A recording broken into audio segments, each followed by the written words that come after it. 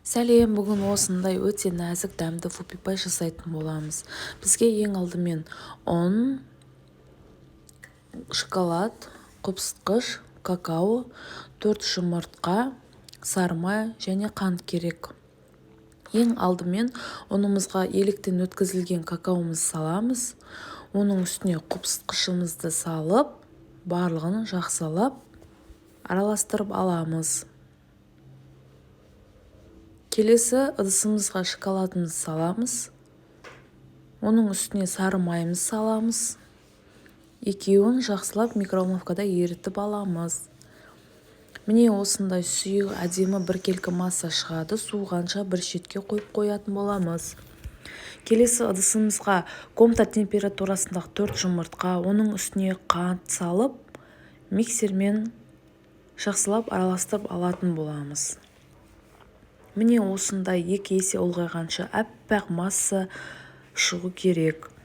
Осы массамыздың үстіне жаңағы еріген шоколад пен сары майымызды құятын боламыз және тағы бір миксерлеп жібереміз.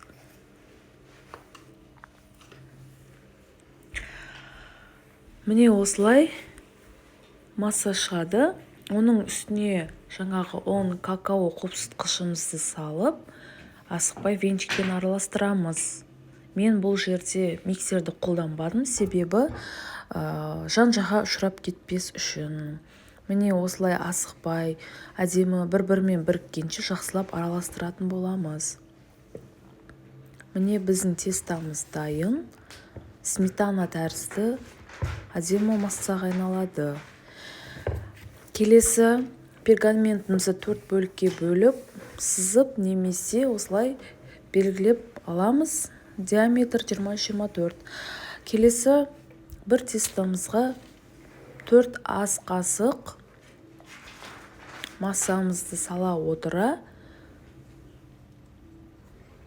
жаямыз. Міне осылай біркелкі әдемі болғанша осылай жайып шығатын боламыз. 180 градуста 10-12 минутта пісіріп аламыз.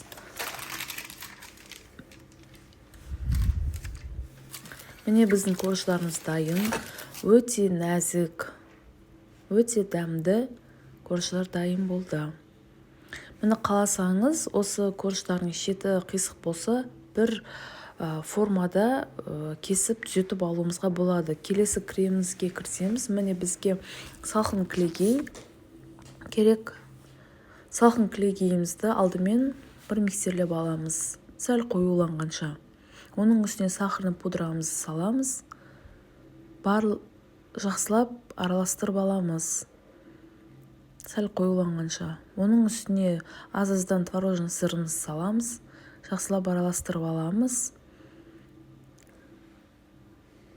Міне біздің креміміз сәл қоюланғанша жақсылап араластырып алуымыз керек. Қатты миксерлемейміз. Онда креміміз құртылады. Міне осылай қою өз формасын ұстай алатын крем дайындаймыз. Міне кремімізді кондитерский мешокқа салып, жаңағы дайын болған корждарымыздың үстіне жайғастырамыз. Менде насадка болмады, мен қайшымен ұшын кесіп алдым. Міне осылай насадкасыз креміміз дайындайтын боламыз. Кішкене ас қасықпен осындай лайфхак сіздерге. Осылай креміміз жақып шықсаңыздар әдемі болады. Міне келесі коржымызды қоямыз. Тағы кремімізді жайғастырып аламыз. Міне кішкене ас қасықпен осылай кремдерімізді жайғастырып шығамыз. Міне біздің тортымыз дайын болып қалды. Келесі 4-ші коржымызды қойып, сәл холодильникке 20-25 минутқа қоятын боламыз. Келесі шоколадный глазурымызды дайындайтын боламыз. Менде шоколад болмады.